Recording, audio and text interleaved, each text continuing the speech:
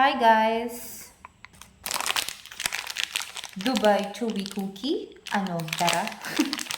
Mahal to guys sa mga cafe, di ba? Nasa range siya ng 130, 140. Pero sa TikTok, 50 plus lang siya. So, nakuha ko to guys, 2 pieces for 150 plus lang. Bale, 50 plus to isa. Plus yung shipping fee is nasa 38 pesos. So, buksan na natin. Nakain ko na pala yung isa guys. May plastic siyang ganyan. And then, may cover pa ulit siya, guys. Para safe na safe. Tapos, may kasamang ganito. Ayan siya, guys. Open na natin. Ang bango. May siyang dark cocoa. Ang sarap nito, guys. Ayan siya, guys. Hindi ko na siya hahatiin sa gitna kasi messy. First bite.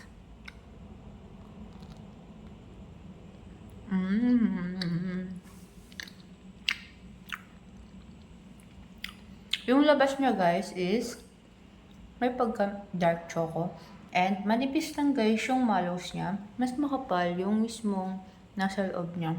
Ano tawag dito? Katayfi and pistachio. And ang creamy ng lasa niya guys, hindi siya sobrang matamis. Hindi siya nakakaumay.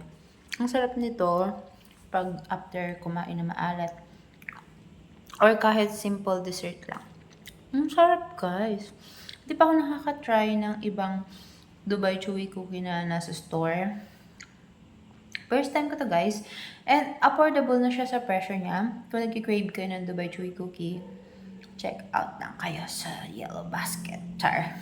Ang sarap.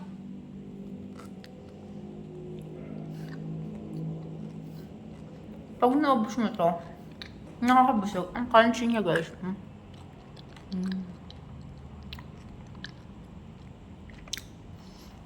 Crunchy. Ang sarap.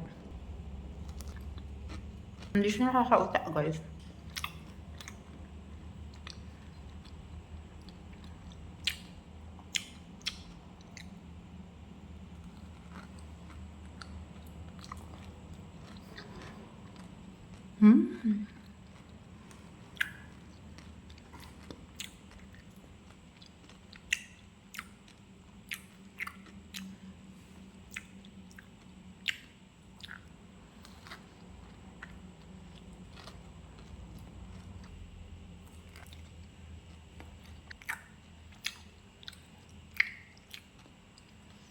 Nakabusog.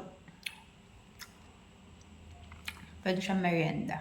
Hindi lang siya dessert. Sobrang nakakabusog.